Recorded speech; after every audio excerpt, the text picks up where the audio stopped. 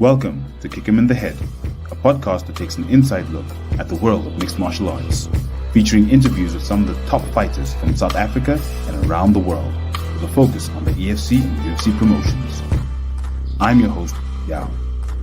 Join us as we delve deep into the techniques, strategies, and mindsets of these world-class athletes, learning from their experiences and gaining insights into what it takes to succeed in the toughest sport on earth.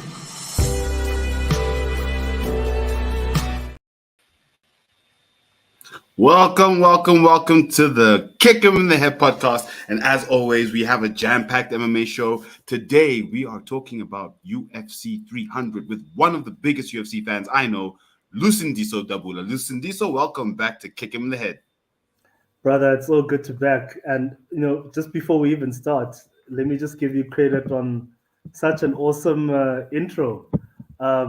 You've upped the game, man. It looks fantastic with the music and it's awesome. It's good to see we're improving and it's looking magical. Great work. Thank you so much. I really appreciate it. And I'm glad it's looking as magical as what this Saturday is looking. We have UFC 300, and like you said, it is the biggest fight card ever. We have an absolute, and I think the number of times I've said this word in the past week is crazy, but we have an absolutely stacked card. This card from bottom to top, from the early prelims, the first fight, all the way to the main, is a phenomenal card, and I can't wait to get into it. So I think with that, let's get into it, Lou. Yeah. Let's get into it. Crazy. The first fight of the night we have is number 8 versus a former champion, someone who's held gold before, UFC gold before, Cody Garbrandt. My goodness, this fight is crazy. These guys have both held titles. I mean, this fight is insane. Yeah. Geez, what a way to start. I mean, this is a UFC Fight Night main event in any day. In fact, all of the fights on this card, if you really being honest, could potentially be, obviously our Fight Night main events, but obviously there are some fights even in the prelims that can be pay-per-view main events. That's how big this card is. But let's get going. Let's go one by one.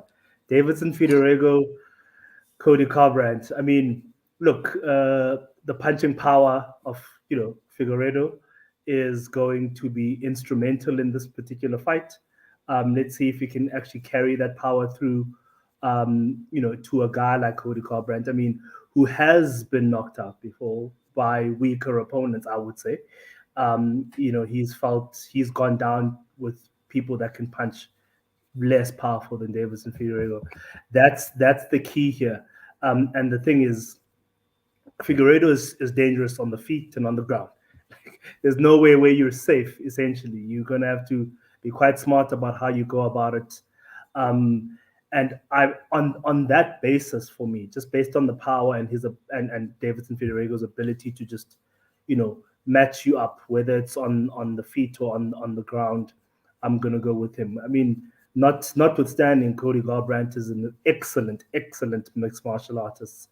He's got the credentials, but he's coming in needing the win, so that could be a motivation, but I'm giving it to Figueiredo. I think everything you said is spot on. It's one of those fights where if you look at Garbrandt's career, where he's gone up a weight class before Deiveson. Now Deiveson's also come up a weight class as he did previously. Yeah. He hasn't fared too well at this weight class. I know he lost to Kai Kara-France at some point. And personally, when I saw that loss, I was like, Cody Garbrandt's washed. But then he came back and he showed, hey, look, I'm still a former UFC champ. I still have the skills. I'm still talented. And I can still do what I used to do. But with this one, odds at minus 350 in favor of Figueiredo. I'm going to have to go with Deiveson. He's recently come off his almost quadrilogy, his trilogy with Brandon Moreno. And if we look at the work he's put in there, the skills that he had there and what he had to do to overcome Brandon Moreno in that series. Yes, he lost the title, but, I think he still has a lot more edge possibly than Cody might. Let's see. I don't know, but I'm with you. I'm going to go with Deiveson Figueiredo. For me, over and above that, Yao, you talk about a guy who was it was tough to cut that weight. He'll be comfortable. He'll walk in, being comfortable in that weight now. You've seen the weight cuts that Davis and Figueiredo used to do. Man, it was terrible to watch. It's the worst part of Insane. fighting. We all know it. But now he'll be cutting significantly less weight, which means that he'll have more energy, to carry on, the fight. Obviously there's always you're in a new weight class. How does your body feel? You've never really fought. There are those challenges, but I give it to him just simply because of that'll be his natural weight. Almost like if you think about how, um, you know, um, like who's this welterweight? Why am I forgetting the American guy? Colby Yeah, Covington. Covington. Yeah. So same way as Kobe Covington, fights in his natural weight and obviously fights always comfortably. So I think Davidson Figueredo will shine here. I mean, I want to say, I know we've got a long card, but I want to say that, losing to a Kai Kara France is not a bad thing. He went on to, really do good things. Obviously, he, fell by the wayside a little bit with a couple of, very tough losses, but he's a very good fighter. He's a top 5 contender, and he can really hold his own. He could have been on this card in actual fact, That's and it true. wouldn't have That's been true. bad. So yeah, That's Davidson Figueiredo. And to be honest with you, that fight, as much as it's opening the card, is one of the hottest fights Definitely on this card. action Even though it's packed, holding up, it's the best action fight packed. about the card, honestly. Then the Man, next the fight we have, pace. so we're both going Davison there. The next fight we Sure. have is one of my favorites, Bobby Money King Green versus Jim Miller. Let's go, Bobby Green. Oh Bobby Green's man, last fight Bobby against Green. Jalen Turner, we saw him almost died. We thought Jalen was gonna kill him. The ref wasn't gonna stop it, but here Hey, he is. He's wow, back. He's still tough. fighting. We've got the Mm. legend Jim Miller. He says, I was at UFC 100, UFC 200, and now it's UFC 300. Let's go. I am here for a fight. The odds have it Bobby Green by an edge. How do Mm. you see this fight going? Interesting one, eh? And the odds are very accurate, I'd say, because if Jim Miller gets his grappling going, gets his wrestling going, and it's a 3-round fight, so he can push the pace. You've seen him able to hold, his stamina as old as he is, push the pace, get Bobby Green on the back foot. Fighters who standing up, very difficult to fight going back or being pressured or put against the cage. That's the differential. If Jim Miller can impose that game plan, he probably gets the nod because he can keep him on the ground for a while. Bobby Green's good on the feet, and that's the difference. If it's on the feet, yeah, Jim Miller can hold his own. But King Bobby, man, those hands are beautiful. He's got beautiful hands. Um, and he can definitely strike with the best of them. I mean, he's just obviously unfortunate. Jalen Turner is a much bigger opponent, also. I mean, Mm-hmm. but that's another story for another time. We're here now. Bobby Green will want to, amend that loss and want to show that he's still, one of the guys to, Dana can call upon him like he always does, to fill fights and to get the crowd going. He'll want to make a statement, and obviously Jim Miller most likely may retire. He may put his gloves down, so he may want to go off with a win here. Tight. I actually don't know how to call it. For the sake of the legend, I want to give Jim Miller, an awesome send off. He'll probably retire, and on that basis, I'm going to go with that. My heart will go that way. So, interestingly enough, we are going the same way, but mine is because Jim Miller, as you mentioned, he's a workhorse. I see this going to decision. I think Bobby's going to have a great fight, but Jim is just going to have that experience to just smother him just enough Yeah, takedowns, because Bobby Green's not the best in terms of 100%. takedowns, grappling. He wants to stay in front of you, keep punching, but Jim's going to watch Mm. the points. He's going to say, listen, I can win this fight if I watch the points. So for me, I'm definitely going Jim Miller. Yes, the odds have Bobby Green, but I don't think Bobby Green's going to catch him. King Green could catch him, but I see this Yeah, going the distance. Jim Miller probably by split. yeah, I think, agree. yeah, that's a good fight. I'm happy to see Jim at UFC 300. I must say, he made it. He made it. Oh, I mean, interesting point here from Henry's Cringe. He said he will not retire at media day. I mean, good point. But Shout out to Henry in the chats, by the way. yeah, Thank you yeah, so much. yeah, yeah. I must have missed that, but I think he's there or thereabout. You know what I mean? His career is towards the sunset rather than the sunrise. He's definitely you know on his way I, out. I think he might have two more in him. If they don't put him Yeah, on two more cards if this year, that, if that, man, if that. Really, let's be honest. But let's see how that goes. you're as good as you feel. Let's not write him off. It's his life. He can run, his life the way he feels. And obviously, good luck to him. We want to push him and make sure that we'll support him whichever way he goes. He's been a great contributor to the sport, so we'll always support him no matter whatever decision he takes. This is true. And Godspeed, Jim, after this fight. Let's see what you can do against the king, Bobby Mm, Green. And then mm, the next fight, one of three women's fights on the card, which all three for me are honestly showcases of women's MMA. I don't even like to call correct. it women's MMA. It's just MMA being Yeah, practiced by man. women, Yeah, because they yeah, go hard. yeah, And the next fight on the yeah. card is Jessica Andrade versus Marina Rodriguez, number 4 versus number 6 in the strawweight division. And I mean, Mm, this is Jessica. I'm a former champion, Andrade. As we said, this card is full of former champions with the odds slightly in her favor. How do you mm. see this fight going? Jessica hasn't had a good run in the last couple of fights. That's the truth. Obviously, we know her skills, we know her caliber, we know her talent. But she still needs to put herself in a place where she can prove that she can go for another title run and potentially grab that belt again in this class. Marina Rodriguez is hungry. It's almost a gatekeeper esque fight because I think if Marina wins this, she puts herself in a position to really go for the title. Um, so it's a high stake fight, despite of where it is on the card. Tough to call. I'm not gonna lie. Jessica Andrade's experience and her, wanting to prove that she still got it may give her the edge. But if she goes, the same way that she always fights, you know, um, she needs to add a little bit more ammo to her game because the last couple of fights people have been able to figure out, and she hasn't been able to get a game plan going.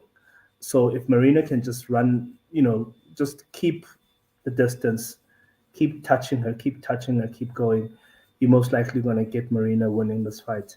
But Jessica, obviously, she's got power in those hands, and she can make this thing go down very quickly.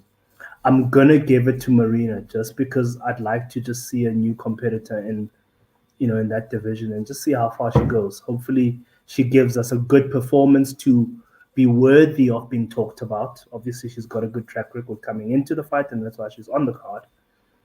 So it's the call is purely based on my selfish interest to want to see how good she can go. But Jessica's got the experience, so she'll most likely win. But I'm gonna go with Marina just for the sake of just twisting it up a little bit. You know, that's an interesting one because if I look at who Marina has fought in recent times, she's fought a lot of the women at the top of the women's division, the strawweight. She's fought Mackenzie Dern, lost to beat Mackenzie Dern. She beat Yes. Yan, who's fighting for the title now. She lost to Amanda Lemos. She lost to Rina Jandiroba, who we just saw this past weekend. And she's beaten Michelle Watson Gomez twice. So she's Mm, been at the top. She's been fighting at the top level of the strawweight division for some time. But I'm going to but go with Jessica Andrade yeah. because I can't remember which fight right now that she lost. I think it was the fight she lost to Amanda Lemos. But when I saw her in that fight and I saw her losing, I was like, oh gosh, I think Jessica might be washed. And she came back and she has been beating ass since then.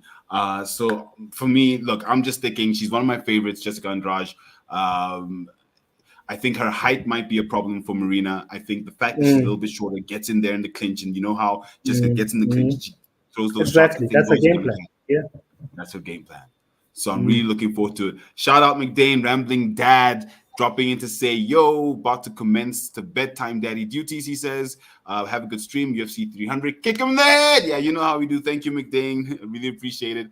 McDane, at McDane MMA on Twitter. Do follow hashtag MMA Twitter. We are there as well at Kick Him in the Head on all platforms.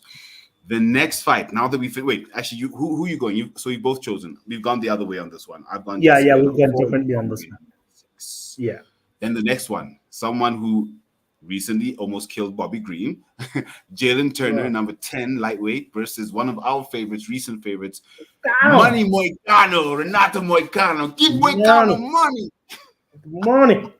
I think the last time we spoke was just after he had won. 100%. Yeah, I remember. So Oh this is another man. interesting fight in a very difficult division, a division that's still solidifying itself with its champion. It's only defended once in his weight class, with Dustin Poirier, legend, coming in to potentially get a title shot. So this division it's starting to simmer, and two names that seem to be bubbling in the just maybe we'll get into top 5 soon are Jalen Turner and Renato Money Moicano. Agreed. How do you see this fight going based on their recent performances and what you've seen about them The odds recently? are interesting, by the way. They Odds are are interesting. minus Um, 238 in favor of yeah, Jalen man. Turner. The odds are very interesting, and they are true, I would say.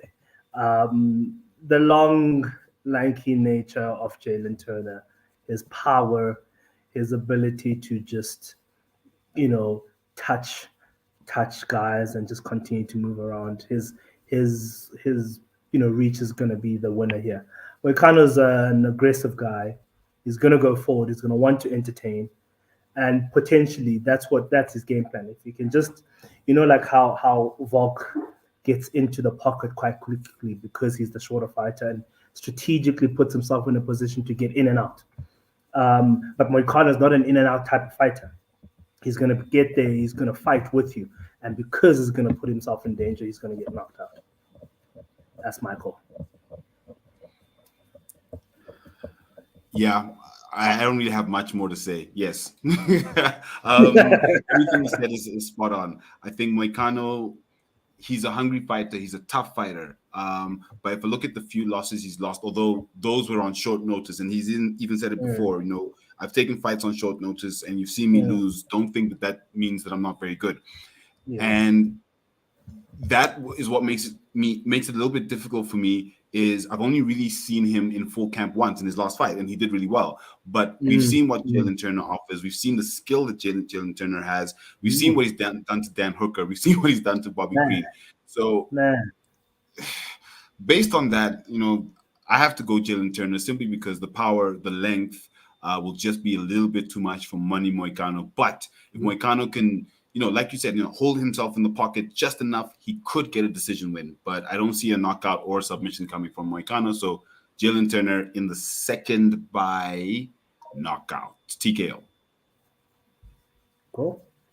Same page. Yeah, same page. Then we get on to one of our fellow African stars in the UFC, Sadiq Youssef versus Diego. I love his hair. Sometimes it looks like Bieber. Man, yeah, Lopez. Oh. Oh man. Now, this is another interesting fight. Sadiq Youssef ranked number 13, but the odds in this one are in favor of Lopez, which is very Yeah, interesting. yeah, yeah. Although Yusuf lost to Edson Barbosa, that's not an embarrassing loss. It's I would Edson say, yeah, Barbosa.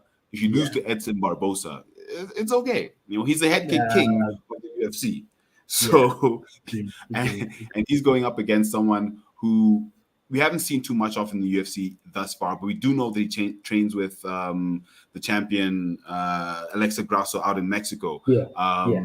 The few wins he has, I think his last win was over Sabatini. He's beaten Tucker and he's lost to Ivloev. Mm, But mm. only 3 fights in the UFC. He's fairly fresh. How do you see this fight going? I'm huffing and puffing because I really want Sadiq Yusuf to do well, man.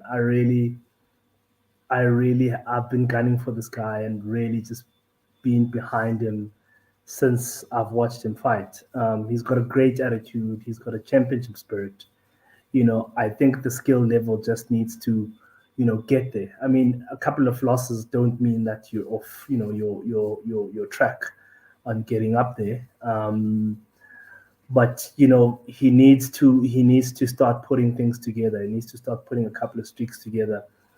because we know how the UFC works. The moment you start losing a couple, you start really falling, down the track. And I Unless you're really, Johnny Walker.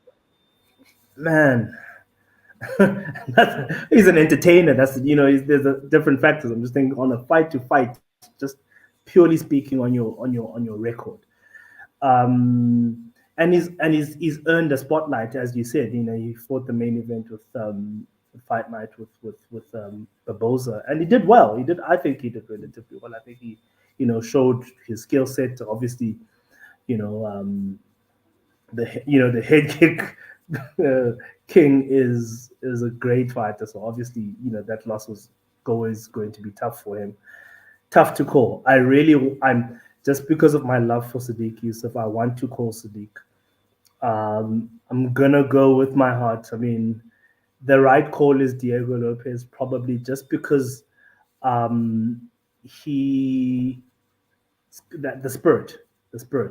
Sadiq, to me, almost needs to show that when Usman is in that spirit, that no, I don't care who you put in front of me, I'm gonna murder. Like, he hasn't shown me that. He can talk, he can put things together, but you need to show me that fire. That fire is what's going to get him through to the next level. And Diego Lopez has got plenty of that fire. That's the difference. So Diego Lopez is going to win it, but I'm going to call Sadiq. Hopefully, put something together and gets a nice run. Fellow African and all. Bro, you put me under pressure here. So I've gone a bit further and I've looked at their recent stats. So Yusuf, 50% decision to TKO wins, but his average fight time is 11 minutes. Whereas Lopez is more of a submission artist, 52% submission, 39% TKOs, 9% decision, but his average fight time is 7 minutes.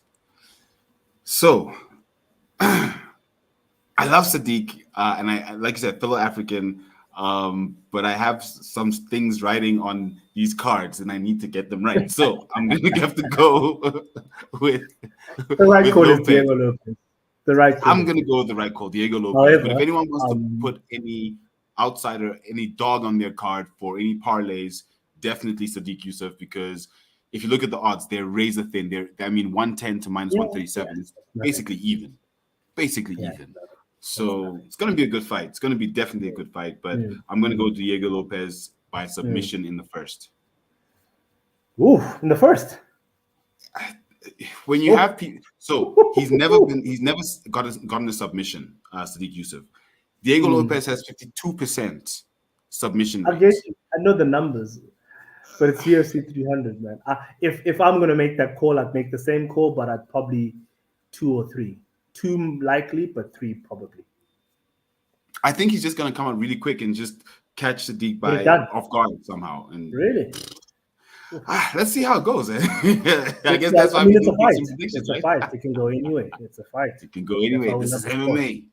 Mind Yep. you, Diego Lopez is unranked. So, me following the odds actually kind of makes no sense. You normally would take the ranked fighter, but okay. Mm, mm. The next fight on the card is one that we have definitely been waiting for, the Exciting. welcoming of a legend to be in the UFC. We're expecting him to be a Mm. legend. Kyla Harrison. Now, Kyla Harrison is an absolute monster. I saw a picture of Mm. her today standing with someone who looked like a grandmother, and the comment was, and thank you for this, Omidane, she looks like Dwayne Johnson from the waist up. Hectic. She is And that's that not true. like I mean, that's not false. That's not false. That's not she's a false. big She lady. is ripped, man. And we're all worried about her making weight. But she's a professional, and we believe that if she's taken up the challenge, she's had enough time, she will make weight. It's yet to be seen. And she's fighting another legend, former champion, number 5, currently ranked in the bantamweight, women's bantamweight, Holly Binge's Holm. daughter. Yes. One other Mm. head kick champion, Oh one man. of my definite favorite head kick champions, Yeah, Holly yeah, Holm. yeah, yeah. How do you see this fight going? How do you see this fight going? This fight. Oof. First of all, let's just give Dana his props for the signing. Key signing just to get the women's mixed martial arts flavor going. With Amanda, leaving, the sport, it's left a bit of a gap. Obviously, we'll get to the championship fight that's coming now. That's an exciting. There's a couple of exciting fighters, but we need more.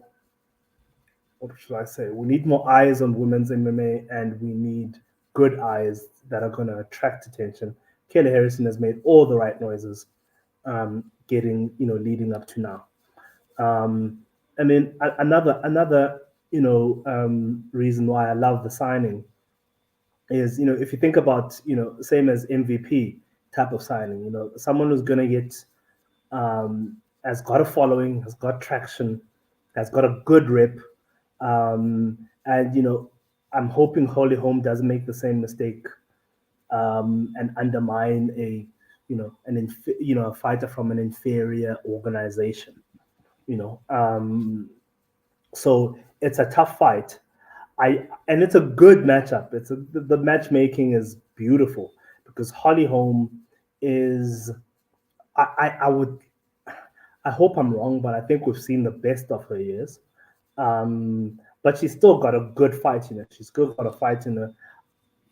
So it's a good matchup, in terms of, putting Kayla in a position to really make a name for herself by taking a big hit down. So it's set up for Kayla to win, if we're being honest. Dana's like this, like, guys, I'm setting this up, and if you do well, you're gonna get your praise, and you're gonna carry on riding off into higher rankings. So I'm gonna go with Kayla just for the sake of how Dana thinks. I know how Dana thinks. He's trying to make a star from Kayla Harrison and get as much money while he can on this fight. Holly Holm is going to want to prove a point. She's always very serious with how she walks. You know how she walks before she fights.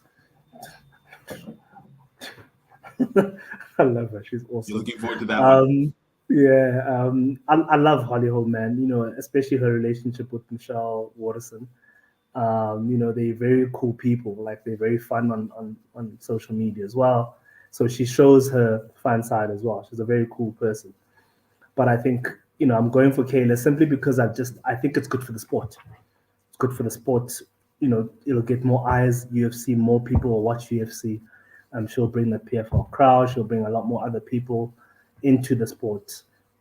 So for the sake of the sport, I'm going Kayla Harrison, but most likely Holly Holm will be able to dig out a victory just because she's got, she's got the experience to be able to put away a Kayla Harrison, honestly. All I can say is I think Kayla might be Dagestani because she's about to smash Holly Holm, in my opinion. It's about to be a dark day for Holly Holm because this fight is going to be vicious. Holly is skilled. Holly is talented. Holly is a former UFC champion. Holly's got all those phenomenal qualities. But unfortunately, I think the power and the skill of Harrison coming in from a PFL, the slightly younger fighter, definitely the hungrier fighter, the fighter that's been brought in for the sake of hype by Dana.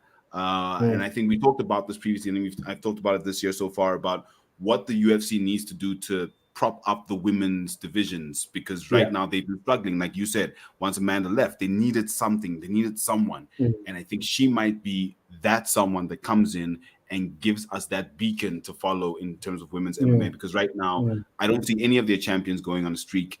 Shevchenko's lost her streak, and that doesn't seem to be balancing back in. She is getting older as well. I'm hoping this signals maybe in 2025, end of 2025, Clarissa Shields coming through to the UFC as well, because that's also going to be awesome. She just needs a few more fights under her belt and then probably come across. So yeah, this fight is amazing for women's MMA, and I'm looking forward to it. But definitely Kayla Harrison, I think by decision. Yeah, by decision. She's not going to be able to get rid of Holly Holm by decision. You touched on something on Clarissa Shields. I mean, it's another topic for another time, but I think she's got a lot more work to do before she gets here. But another topic for another time. I watched her fight, and it was oof. But anyway, another topic for another time. But yeah, she said it was oof. Okay, cool.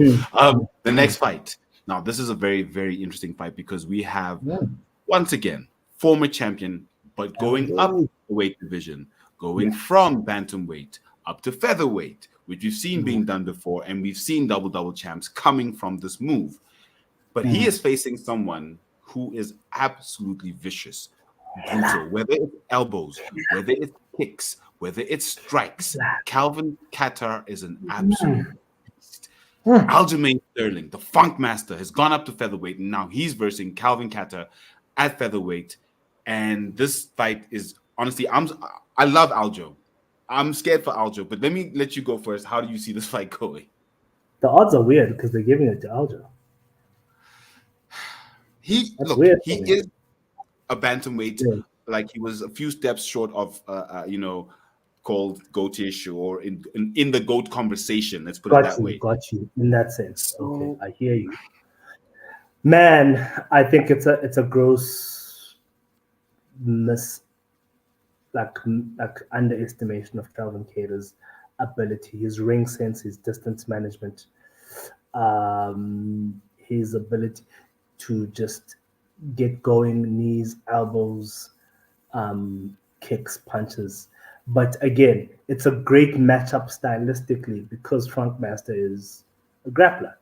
You know, all he needs to do is sink under one of those, jabs, and there you have it. backpack him, Um, take him home. That's it. It's over. As Simple as that, and Funk that's Master how can. he does it. It's predictable. It's like Lionel Messi, and yet it's completely effective. You know he's gonna go left. He's gonna go left. He goes left and he scores. Same thing with Aljo. He's got the staying power. He probably will look better because the cut is not as. I mean, not that the cut was terrible, for Aljo, but I think it'll be interesting, to see how he fights with that new mass. That's an adjustment for me. That's going to be interesting. So stylistically, as I said, it's a great fight in the sense that you got a wrestler versus a striker. Wrestlers normally win in MMA. We know this on a like for like basis. But Kelvin Keller is a killer. Watch out for those knees. Watch out for those uppercuts. When Aljo's entering, and time those he just needs to be patient. He mustn't do what he did with Sean. Don't be stupid. Mhm. Because you can see once you get caught, you get caught. It's a great matchup. But Yeah, I agree with you. yeah, I haven't made the As call. much as Let's I'm say. scared, Yeah. Sorry, carry on. As much as you scared.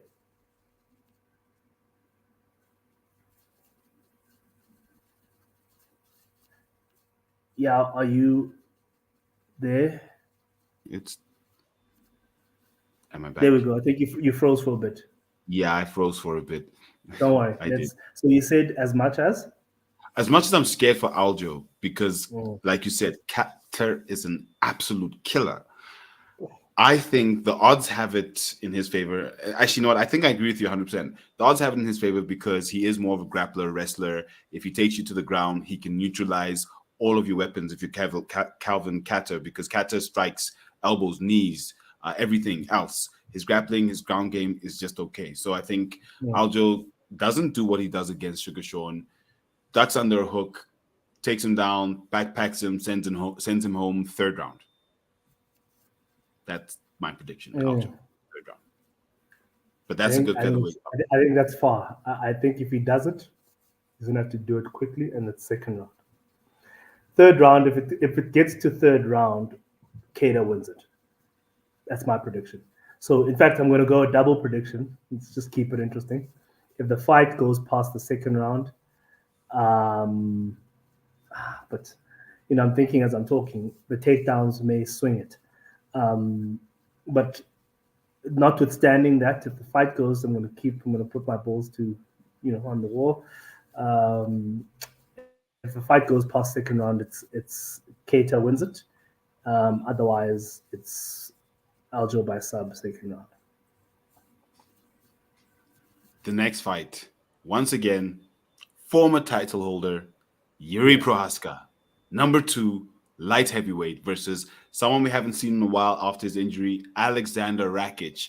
And yeah, Rakic, oh my goodness, this fight is crazy. Rakic has the edge. Rakic is up on the odds, minus the live odds are minus yeah, 120 in yeah. favor of Alexander Rakic. And I mean, wow, because from what we know of who Yuri Prohaska is, former title holder, only lost the title because he vacated. Yes, he lost against Pereira when he came back, but to see him the In number a fight two, that shouldn't have been stopped at that time prematurely, because the championship. I'm not saying he wasn't going to win.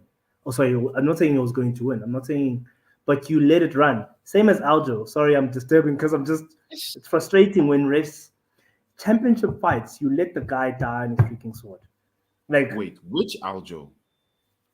Aljo against Sean, he got tagged, but he was Nah, still Aljo was in a out, sense. man. No, no, no, no, No, no. my Aljo was guy. cooked. No, No, no, no. Aljo no, was cooked. Listen, I agree with you with no, Yuri. my guy. Maybe let Yuri die in the ring, fine. But Aljo was cooked. Aljo was done. There was no more Aljo in that No, fight. so I think you know what it is. We'll have a conversation offline because it's gonna take its own time. Because people thought he was cooked because of how he turned, and Sugar Sean was behind him. So when you do that as a fighter, you're almost trying to and that's what caused watch that fight again. Watch that fight again. I think he was in a position to put himself to at least try and defend. Same as Yuri. He I was in hear a you. position where he could still do something. Let him fall on his sword. Let him fall on his sword. But then I'm the ref so has the frustrated. simple statement of fighter safety because that is their job. Yeah, So yeah, as much as it's yeah. a title fight, you still have to look after the fighter and not have a Bobby Green situation where Bobby literally So if almost you died. can let Bobby Green fall on his freaking sword for zero, for nothing, no stakes, like zero, there's nothing. After that, he literally gets a bigger medicine bill or medical bill rather, and he doesn't get paid enough to be paying the medical bills. Like at least these championship fights, the guys are getting paid well enough to sort that out if there's an issue. But let the guy freaking fight, man. Anyway, Which way are you back to the going on topic. this fight? Which way are you going? Rakic Um, Prohaska. Yuri for me, another funk master type of style. You know, like he fights unpredictably. Remember that elbow on Dominic Reyes? Oh man, sweet, sweet. I want to see that Yuri for me. I want to see that Yuri, that fiery, like he's become conservative. Obviously, I guess when you fight in championship fights, you don't become reckless. You don't fight as recklessly. It's not John Jones. John Jones used to still fight reckless as a champion, but that's another story for another time. Yuri for me. Alexander Rakic is a vanilla fighter. That's my personal, honest opinion. He does what he needs to do. He can fight. He can do what he needs to do. He's not a razor sharp assassin like a Leon Edwards, for example. You fight the same style, but the difference between a Leon Edwards and Alexander Rakic, obviously weight, but the way that Edwards is sharp with his tools. Rakic can fight, but he's very vanilla to me. That and for me, I don't like to see vanilla fighters beat fighters who are like a Yuri, who like really live the art. Like Yuri lives like a mixed martial artist. It's not a sport. It's a lifestyle. It's how he lives. It's how he goes about, putting his life together. So it's a Yuri for me, but the savage Yuri. I want to see the savage Yuri, and I don't want to see the conservative Yuri win. So I don't know about you, but I think Prohaska is overrated, and the fact that he got to the top that quickly is the only thing that gives him that number. I'm going Rakic all the way. The odds, I agree with the odds. I think Rakic is going to take it to decision. Yes, Yuri is unpredictable, but that unpredictability doesn't win points. Yeah, And I see Rakic not getting caught by any of his unpredictability and going the distance. Rakic is more, and like you said, he's a vanilla fighter. He's a slightly safer fighter. I see this going all the way. And if I look at who Rakic has fought versus who Yuri has fought, Rakic, look, Yuri's record is ridiculous. It's like 29-4, something like that. Rakic is on 14-3, but Yuri's only had 4 fights in the UFC. So, I hear you about him living fighting, but I don't think this is designed for the type of fighter that he is per se, which is why, look, I saw him against Pereira. He was looking good. But if you look at it, Pereira was just waiting for him, like, oh, is this what you're doing? Oh, I see. And then he caught him. So for me, that's what vanilla fighters do against these unpredictable guys. That yes, you don't want to see them win, but unfortunately, vanilla works for a reason. You know, you can sort of Yeah, time it out, same price as it Sugar right. Sean. So Sugar Sean did exactly the same thing. He was like, "Oh, Yep. you're coming in with this." He just waited. All he did was just wait, and then he knocked him. So I agree, definitely agree with you, Yao. In terms of, the logic is sound. Your logic is very sound. I'll probably lose this one, but I'm gonna go with Yuri because I just want the mixed martial artist to win, man. Well, let's hope he brings that Yuri. The next Yeah. fight. Now we get to the main card, the one we've been Mm, waiting for, the main card of UFC 300, which is mm, even more stacked. If anyone didn't know, if you're only tuning in now, don't forget to like, comment, and subscribe. Please do comment, leave comments. Let's see what you guys have to say out there. We see you guys. Smash the like buttons. Shout out to everyone who's listening. We are now on the main card of UFC 300. The main card of UFC 300. I'm going to say it one more time. The main card of UFC 300. Everything else was mm. the prelim. If you weren't aware, everything else was a prelim. Man, But you're getting me excited. Sorry, before you even, when a main card pay per view is starting and there's that guitar, that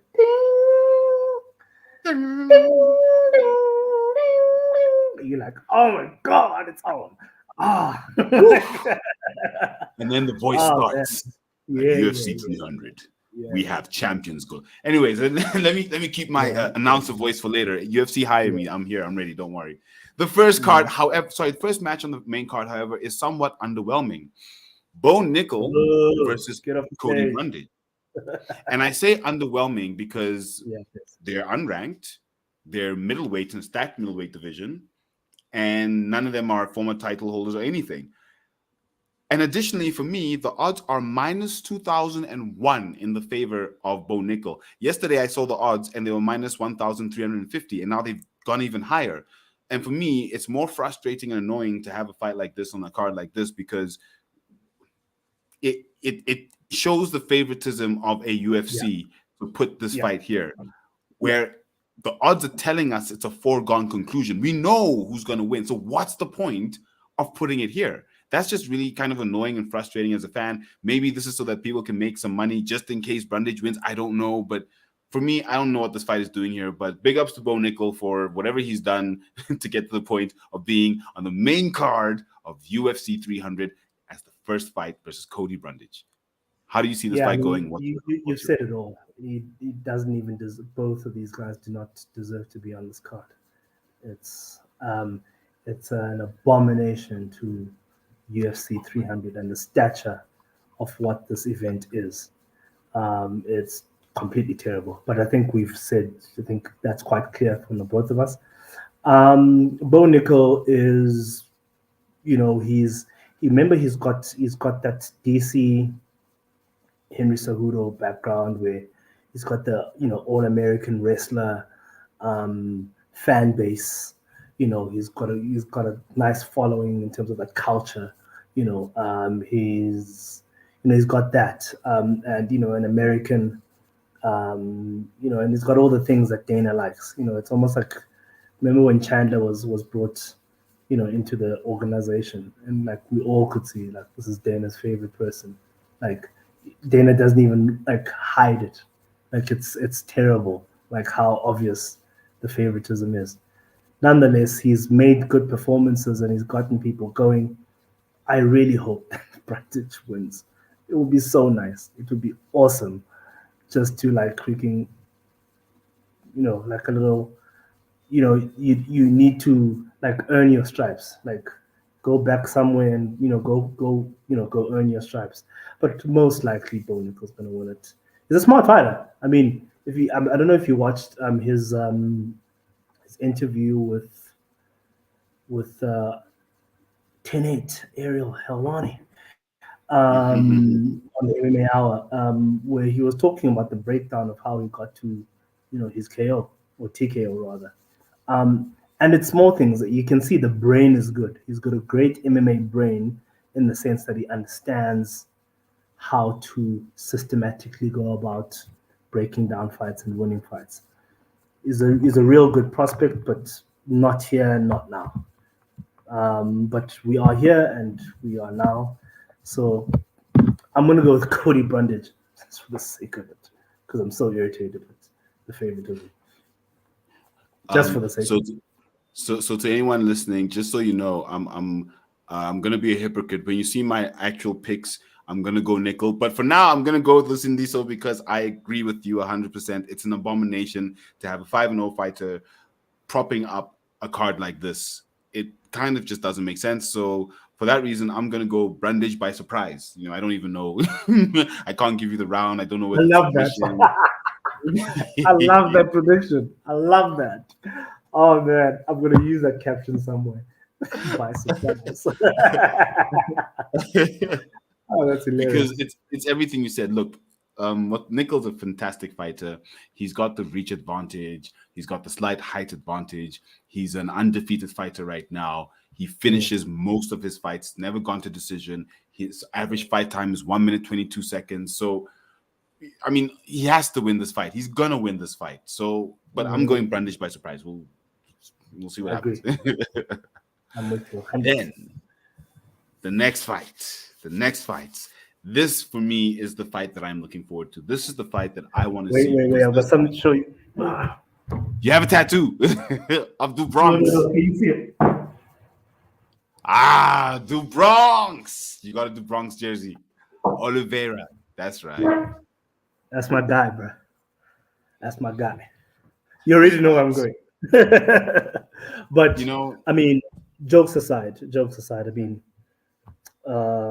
we can say everything we need to say. He's Charles Oliveira is a fan favorite, just because about just because of how he goes about his business, how he remains humble, how he remains grateful, but most importantly, how he actually fights. Like, I don't know how many records Charles Oliveira has in the UFC. Um, like the records speak for himself. However, it's a tough fight. Sarukian is a hungry prospect. He's a good fighter. He almost reminds me, it's almost like a Tuporia to a certain extent. It's like that sort of guy who's got the skill set to actually take this thing all the way. Like, don't you dare sleep on this guy. He's got the ability to really, surprise people here. Um, Charles is going to be Charles. He's going to fight the same way, same like Messi. You know how he's going to fight. You know how he's going to come at you. Um, Tough one for me to call. The odds, funny enough, have got it for the Tarukian. Um, Interesting, as a former champ. I mean, obviously, the guy who wins here goes and fights for the belt. That's if Dustin doesn't fight, first, which I think is a poor decision because he beats a number 12 French military guy, and everybody's excited and wants him to fight for the title.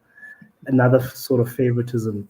Charles has I, earned I that. don't I don't I don't think we're excited. I think we understand that there's no other opportunity for him.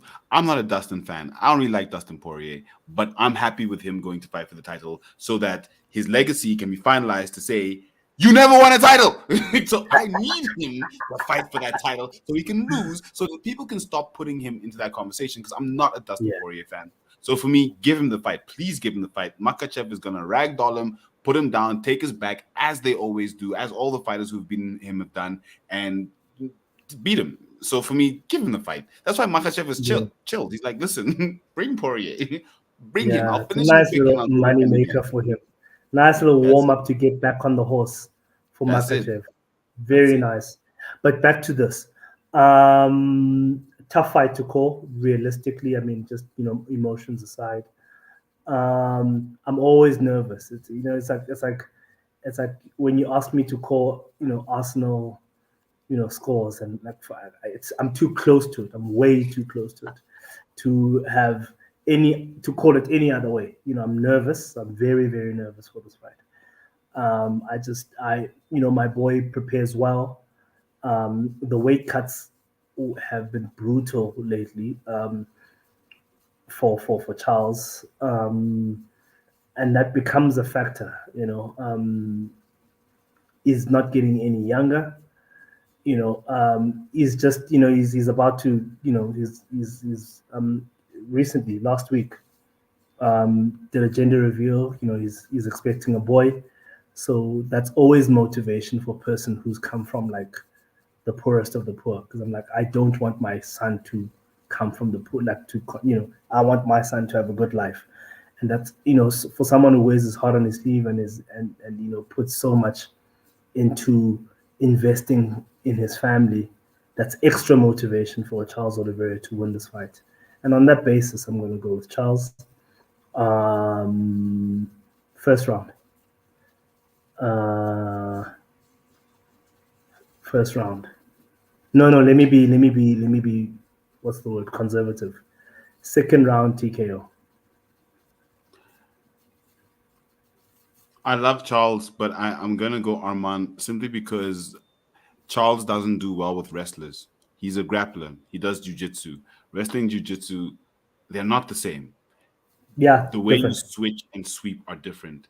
Wrestling Mm, sweeps always catch jits guys because they're not expecting people to sweep 100%. them the way they do. Yeah, So yeah. that's That's why how they he lost put to him Islam. in. That's how he lost to Makachev, and comprehensively. Exactly. I mean, as much as I Exactly. hate to admit it. So I think I'm gonna, as much as I want Charles to win this fight because I need. I don't know. When he lost to Makachev was one of my saddest moments in MMA. So I want him to Yeah. win this fight. But realistically speaking, I'm with the odds because of the wrestling of Yeah. Tsarukian. I'm not sure how much Wrestlers are always willpower going to be, wrestlers are always going to be a problem for at that anybody. advantage. And good wrestlers, great wrestlers, as good as Arman. He's got a stand-up game here, by the way. Arman, I I'd I'd like for him to try and stand up with Charles and get knocked the fuck out. But realistically, it may happen the way that you're saying. I'm hearing you, but I'm still going to go with Charles, and I want it to happen quickly um, via stand up. But yeah, Arman's going to be patient. He's going to take his time, and then he's going to duck under one of those jabs, and then you have that story. So okay, But I'm going I'm going for Tsarukian in the third submission. Charles. If it's a sub, it's first round. TKO second round. Those are my two goals. It's Charles either way. It's not a decision. Now, he could be fighting very well for the title in this next fight. The one and only BMF baddest mother on the planet title. Mm, I'm gonna say it, baddest motherfucker on the planet title between the fight between Justin Gaethje, highlights, and Max Blessed mm, Holloway. And this fight is a striker's delight. We've got Holloway coming mm, up to fight in lightweight for the first time, and naturally, he's going up against one of the greats, Justin Gaethje, because he's also a mm, great Max. But I don't know how he's going to do in this fight because he's going to have to do a weight cut. Now, sorry, he's not doing a weight cut. He's going up a yes, division. man. So he's going to be going up against a bigger fighter. And Mm, skill sometimes doesn't translate when you fight someone bigger because their power. And when we say power and we speak of Justin Gaethje, we know the power he brings. We know the carnage he brings. We know how vicious he can be. And against a slightly smaller fighter, I don't know. It sounds a bit risky, but we've seen Max. Max does hectic weight cuts. Him at his natural weight, like you said earlier about Colby Covington, could be a killer. He could be a killer at his natural weight. So let's see how he does against Gaethje. Let's see if his power and his skill and how he can duck punches transfers through to a heavier weight class because maybe some of the speed is going to go. Maybe some of the power won't be as effective mm, because of the mm, size. I don't know because of the mm, size of his opponent. So it's mm. going to be a very, very intense fight. We've got number 2, Justin Gaethje, BMF holder, going up against another BMF, Max Holloway. How do you call this one? Made some very good points. Made some very good points. Firstly, let's start. How cool are Max's shorts, though? With the flowers and oh man, the Hawaii tribute. Those are so like those are so. I hope they like raise awareness and they get the charity going. Because obviously, Hawaii needs that. But onto the fight. So Max Holloway is a fighter's fighter. He's your favorite fighter's favorite fighter in the sense that he, as he's said, he's willing to fight anybody, anywhere. deadest man on the planet. Um, yeah, I'm just thinking as I'm talking. Max has been put away in a terrible set of circumstances by Dustin Poirier when he fought for the title, the interim title, if you remember. Um, but Dustin Poirier is a big 155, and the power of Dustin Poirier translated there. You could see the difference when Max was landing punches at Dustin versus when Dustin was landing punches on Max. And believe you me, Justin Gaethje has become a significantly better fighter, each fight, to the extent that he actually did beat Dustin Poirier for the BMF title. So he's going to be fighting a better adversary than a Dustin Poirier, a more accurate adversary, a more violent adversary. Um, so it's going to be carnage. You've seen what did you? I don't know if you remember how Justin Gaethje put away Fazeez, like terrible. Like he looked all sorts of disfigured, and that's what I'm saying because of that. Dustin Poirier did a hell of a lot of damage to Max Holloway, but Justin Gaethje is going to do a hell of a lot more. The leg kicks are going to become brutal. Max is a boxer, so his legs are always there to be chopped. And Justin Gaethje is the best leg kicker in the freaking sport. So I love Max. I love Max. I love his heart. I love his spirit. I love how he conducts himself as a human being, how he looks after his family and his kid. I love the human being. But sure, I'm sad to speak about it. It's tough, man, because he's a very nice guy. Doesn't deserve to go out like this.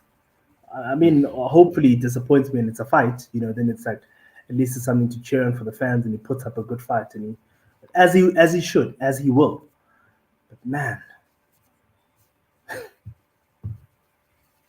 Justin Gaethje is violent.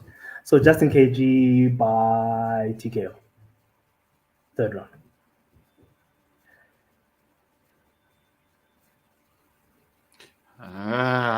Yeah, okay. Yeah, everything you said, I think, yeah. Justin Gaethje, just the size is just going to be slightly overwhelming, and Max is going to unfortunately capitulate. So, yep, we're both going Justin on this one. TKO, third round. Well, Second round, what Justin Gaethje does that thing. He's about to you're about to catch some hands. murder you. When he does that, man. That's when you know. And when you know is when you see the third fight on the the third women's fight on the card of UFC 300 between Zhang Wei Li and Yao Xiaonan. Now, this fight, it's the champion versus number one for the women's strawweight title. There's no odds out on this fight yet. Oh, wait, I have missed one because now we are on the top three fights. Yeah. There they are. There they are. I missed the Max Holloway. Sorry, Max. Sorry, Justin. We love you guys. We left you out by mistake. I promise. Now we're on to the co-main event. Look at you. You still made it. Just in case one of these BMFs come for me, like, hey, dude, why'd you cut us out? Yeah, Zhang Weili and Yao Xiaonan. Now, this is a very interesting fight because we know Zhang Weili, her pedigree, her skills. I mean, she's 24-3. That's an amazing record for a champion. She's beaten everyone they put in front of her. Greats like Joanna Jacek, Carla Esparza, Amanda Lemos. She's beaten Rose Namajunas. She's beaten all the names you can think of. Well, no one's beaten Amanda Nunes, but they're not in the same weight class, fortunately for Zhang Weili. So having her come up against the number one, Yan Xiaonan, is quite interesting because if we look at Yan's record, she's also fairly pedigreed in the UFC. She's had over 8-9 fights in the UFC itself. Her current record is 17-3. So she's also got a phenomenal record. She's coming off 4-1 with 4-1 streak. She's only lost one in her last Yeah, five. So yeah. she's also looking very hot, looking very hungry, and she's a taller fighter. How do you see this fight going? Um, yeah, man. Jan's done an incredible job getting here. She's shown her skill set comprehensively. She's a killer. She goes about her business extremely well in the cage. Very, like I would say, a great fighter to watch. It's nice. She's good to watch because of just how she goes about her business. Zhang Weili, man, is the people's champ. From the People's Republic. We all love freaking Zhang Weili. No one does not love this chick. And the thing about her is she's actually stepped up her game. She's actually become better and better as she's gone on in her career. How she went about it, like Lemos, was just beautiful to watch. With how she pressed on the gas and she was trying to get rid of this woman, get her out of there. So she fights violently. She fights. She's got her gas tank has improved. She's more accurate with the punching. She's well rounded. She's more well rounded, um, and her experience in this level will get her through. Yan is a good fighter, and she'll probably put a good fight. And it'll be a good display for women's MMA. But I'm going Zhang Wei Li. It's either third or championship rounds. Um, third, fourth championship rounds. Fourth round TKO. Interesting. It's it's going to be a very, very tough fight. Yeah. Everything you said is 100%. Their stats are almost identical, just that Yan Xiaonan has not had any submissions in her career. She mostly is a decision fighter or a knockout artist. Her average fight time is 15 minutes, so she usually goes the distance, even if she gets a TKO. So I agree with you about her going deep. Wei Li's average fight time is 12 minutes, so she also goes a bit deep. So definitely third, fourth round. Who's going to win it? Look, I'm a big fan of Zhang Wei Li and the skills she has. We've seen her always messing around with Francis Ngannou, picking him up, and he's like Yeah. 3 times her size. So Yeah. I really love her character. She's very playful. I like the way she says nigga, whatever that means in Chinese. um, but Xiao Nan being the slightly taller fighter for me is something that's going to give Wei Li a lot of difficulty. So for that reason, I'm going to go decision. Unanimous decision, 5-round On fight. you. Yeah, on Wei Li for Wei Li Oh, for Eli and still. for Wei Li, not Xiaonan, Okay. for Wei Li. So Yeah, okay. So she's same, gonna same. pull it out one way or the other. Mm. And now Unanimous or split decision? Just out of interest.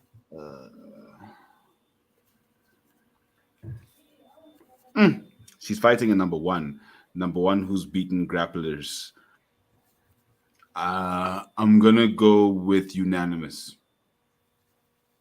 but close.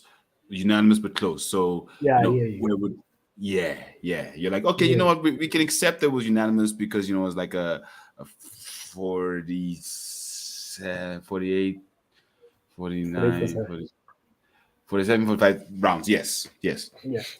But now we get to the big one. The one that we all complained about when they first announced it, we were like, "Oh, we wanted more. We wanted Zuckerberg versus Musk. Oh, we wanted Brock Lesnar versus Merab or some crazy stuff, crazy shit." Mm.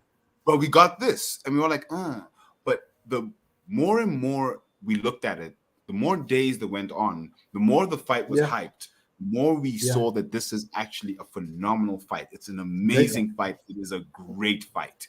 It Great is a one. fight that is worthy of UFC 300. So Yeah. I'm pretty stoked about the main event, Alex Poatan Pereira versus Jamal Sweet Dreams Hill.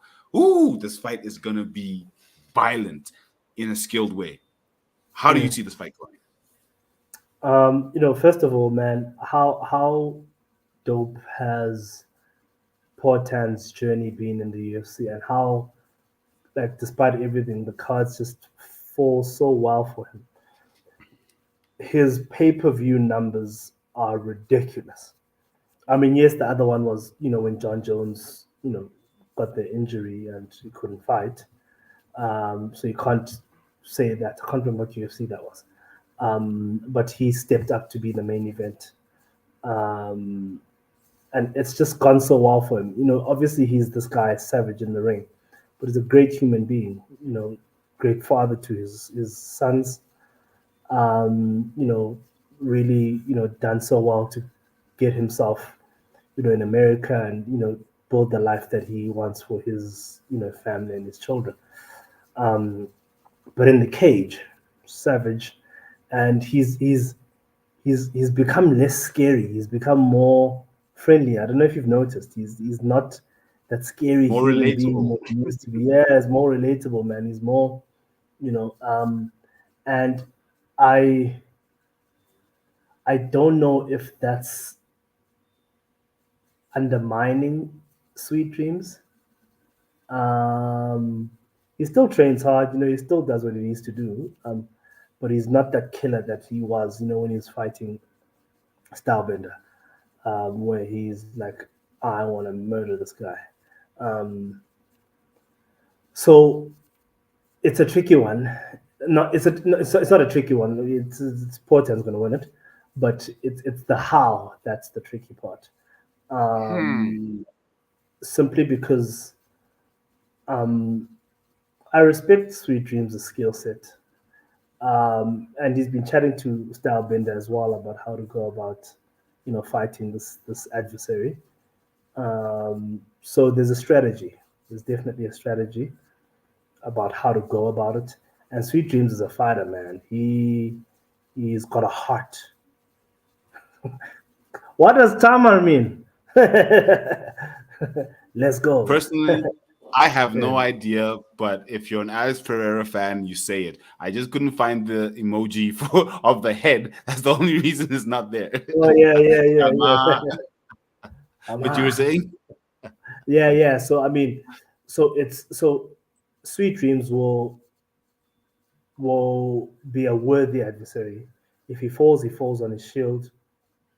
Um, but he's gonna fight a good fight. I think he's gonna fight a good fight, but he's just gonna get caught. He's just gonna get caught, man. Um, and Alex, I hope he's learned from Stylebender that when you get someone on the ropes, you take your time. You don't go for it. Like, when you catch someone, and be patient and just trust your process. And if that knockout doesn't come there and then, you have the ability to do it again. If Pereira fights like that, it's a it's if it's not a TKO, it's like one of those, like 4-1 rounds. 40, no, it's at 49-46. Mm, Yeah, mm. For it's 946 round, one of yeah. those. It's a unanimous decision. Um, I don't think it's a 3-2 split. I think it's a 4-1. Hmm. But he'll fight. He'll fight. He'll fight well. If so, here's the caveat: if Jamal Hill sticks to his word and says he's going to stand up with him, then it's a 49-46 fight. If he's mixes in some takedowns, which, by the way, Pereira is very good at defending. Very good at defending. He fights with Glover Teixeira. Um, and if he gets successful on those takedowns, it becomes, then you know, what's that? 47, 48, 3-2 round. So that's the call for me. It's a Pereira win by either a KO, not even a TK, like a KO. You get caught hard, or split this. No, not split. Unanimous decision, like 49-46 or 47-48. Hmm. You are sleeping on Sweet Dreams, my bro. Listen, I've been watching Sweet Dreams this entire week, past 2 weeks, and honestly, I haven't seen him throw a single punch. I'll be honest with you. He hasn't thrown a single punch in any of the videos I've seen. All he's been doing is memes and little gimmicks about MMA. And I Mm, absolutely love his content. But in that, apart from the fact that he's looking chunky, he is looking big. He is looking yeah, we powerful. can do. Yeah. Exactly. And Pereira, as much as he's a great fighter, he's not a natural light heavyweight. He's used to Yeah, cutting weight. He's he's used to not a fighting big light smaller heavyweight. guys. He's yeah, Yeah, he's used to yeah, fighting smaller guys with yeah, slightly less power. Yes, he fought Yuri, but Yuri's not that much bigger. yeah. Sweet Dreams is looking like a big motherfucker. He is looking Mm, really big. And with the size that I'm seeing, the power that he's looking like he can display, if he can cut the weight to the right, if he can cut to the right weight and then get his weight back up, I think his power could potentially give Pereira a problem. I don't think it's going to be as straightforward as a lot of people are making it seem, simply because Pereira is not a natural light heavyweight. Hill mm, is, and Hill mm. has a little bit of size, just a little bit of size on Poatan. So let's see if Poatan's power, can translate to, and like you said yourself, he hadn't really knocked out Prohaska. Why? Because Prohaska is bigger than your normal middleweight. He's a light Yeah, heavyweight. Hill will be the same. And you mentioned Teixeira. He'll beat Teixeira. Okay, sure. And I know that Poatan is a completely different prospect. Poatan is a mm, multiple time glory champion. He's a kickboxing legend. He's a double champion. But I think Hill has more of a chance. I think he has as much of a chance as the odds are giving him at plus 114 and giving Poatan minus 135. I completely agree.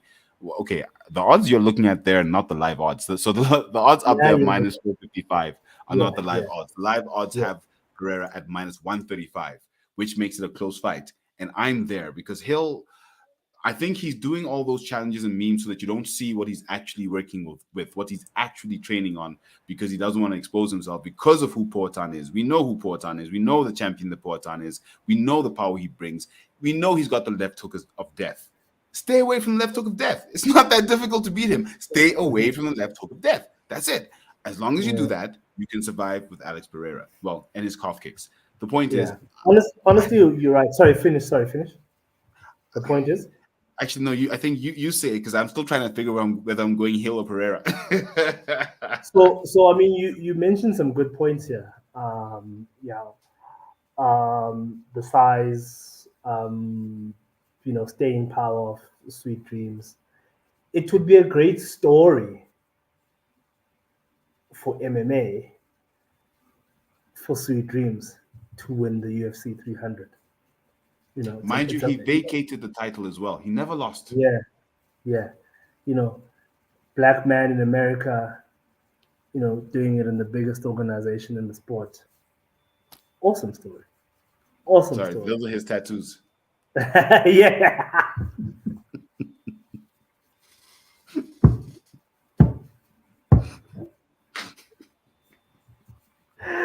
Oh man, you caught me off guard. Honestly, I don't know why he's got them there. It's kind of crazy to have a thumbs up here, but whatever, cool. My Let's do it. guy. He's a thumb, You, man. He's a you were thumb. saying something. Oh man. Ah, man. I caught me so off guard. Um, yeah, I think it's a great story for America, for Black Mhm. America, that is. If he goes out and beats the boogeyman. Um, and so, I mean, for that reason, I'll probably change my call for that reason. So You're obviously, going. I'm so my rational call is still, as I said, you know, the UD or the KO. However, my emotional call is Sweet Dreams. Imagine, man, the win, the tour, UFC 300 main event. He's got all those. He's got the hoodie that everybody signed, for this event. Um, what a story! What a story. Ooh-wee. Um, yeah, man. So I'm for that. And obviously, Uh, just like the division just becomes so much better, man. Like it just, you know, 205 is low key dead. It's a very very grimy division. It's very poor out of all the divisions. You know, but this but this then gives. wouldn't you want to see Powhatan become the new John Jones? Because the only reason the light heavyweight division lost its steam is because John Jones left, and it lost its beacon. It lost that champion that everyone had to try and be better than. Now it's as simple as Mm, give me a ranked fight. If I win, I'm now ranked, and then give me the next ranked fight. You're not chasing mm, greatness. You're not chasing someone or any gotcha. fighter I hear what that you you say. think you have to get to. I hear what you So say. maybe a Like Pereira run. Stylebender did in middleweight, like Usman did in welterweight. I hear 100%. You what you're need saying. that I hear dominant what you're saying. champion to make everyone else on the roster look up and say, I need to beat that. Therefore, I need to be this great. Don't just give me a Mm, number higher than me. Let me fight and get a number. Let me mm, be the best. Let me look up to the best and try and beat the best. mm, So mm, I would mm. love for Pereira to do that, but he doesn't seem like that kind of fighter. Hill seems like that kind of fighter that if he got the title, he would do a run like that, especially in that division, like you Really? said. Wow. It's an interesting I thing. see him wanting to stay there. I see Pereira. Pereira's a superstar now. He's a Yeah. double champ. He can call shots. He's a glory superstar. He doesn't have that. I think that just slight additional hunger that Hill would have to Yeah. make sure he goes He on a achieved tear. it He very goes on a quickly. run. So he's like, Exactly. yeah. So for that reason, I think I need to flip a coin. I'm starting to sweat. I think I'm gonna go with Alex Pereira Mm. in the late in the third or early in the fourth. I think his calf. I think it might be the calf kicks that make the difference. I think Yo, out of those everything, oh it's the man, calf I kick. forgot about that. Don't know Yeah, how I yeah, could yeah. forget. I- He's that he's got the just the man edge. because Jamal Hill's stance is wide. It opens him up for the calf kicks. Yeah. Mm, mm. So that'll just give Poatan the edge to maybe catch him, but only in the third, fourth, and Hill has to start changing stance and start having to adjust for Tough. the calf kicks, and that's when But it's Hill going to can fight happen. well southpaw, hey? Don't Oof. sleep on Hill's southpaw. I'm not saying it's like, Jamal but Sweet Dreams Hill. yeah, I think he can fight southpaw. Remember, he was switching stances for when he beat Glover. Mm, that's He true. did very well in the switching of That's true. stances when he got those kicks going. Um, and then the power hand is up front. Um, it's an interesting one. But Yeah, yeah, this. You know what? This entire card, and we've just gone through it. This entire card is amazing. Every single fight, you could debate as to whether one skill or the other would beat the other, but mm, it's absolutely mind blowing. UFC the 300, matchmaking is amazing. amazing. To anyone listening, don't forget to like, comment, and subscribe at Head Kick Pod. Anyone watching in the rerun when we've posted this, like, comment, and subscribe at Head Kick Pod on all platforms where you catch all the MMA juice. We are also on the Fight Week show in 45 minutes. Don't forget to catch us stream in Ola show. Absolutely mad on the Dust Up and Shakedown. Love it every week on Wednesdays, 9 p.m. GMT. So don't forget to like, comment, and subscribe. Lucindiso, thank you so much for an absolutely jam-packed MMA UFC 300 show. I mean, I can't wait to watch these fights. Like, I really can't Yeah, wait until we watch yeah. these guys put pain on each other. It's gonna be an awesome one, man. And I'm just worried about my staying power, bro. That's what I'm worried about.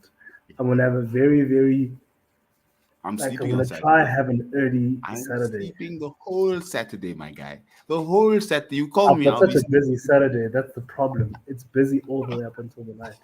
I'm so yeah, and you've got to watch this live. Gotta watch You this can't. live. Yeah, you got to watch this And live. I agree with you with the staying power. I've mostly been watching prelims because by the time we get to the main card, So this time I have to skip the prelims. I wonder. I mean, I hope SuperSport does, because remember sometimes. So I don't know if you noticed. They It stopped playing the cut. prelims. Yeah, and it cut Simon's fight. You had to watch Simon's fight on Yes. the highlights. We didn't see Cameron Simon's fight. Yes, he lost, but Notice that. if you woke up for that fight, you were in for a rude awakening. Interesting. I've stopped watching on SuperSport, so I don't have those problems anymore. Where do you watch now? I stopped, and that's all we have. Don't worry, I'll tell. It's hilarious. I'll send you my plugs, my the other networks that I watch on, which are fully the credible. pay-per-view networks. Yeah, I'm with that. There you go. There you go. Yeah. Listen, Lisa, thank you so much for making the time. UFC 300, absolutely stacked. We will definitely chat again soon. I look forward to talking to you about how this card went and seeing who did best, because damn, I love checking how these cards go. Lou, we've come to the end of the UFC 300 prediction show. Yeah. Do you know how we normally end our interviews? I'm sure you do. You must. That's right. That's right. You know how we do it. That's right. Thank you so much, Lou, and we will chat again soon. Cheers, brother. We'll see you soon. Cheers. Take care.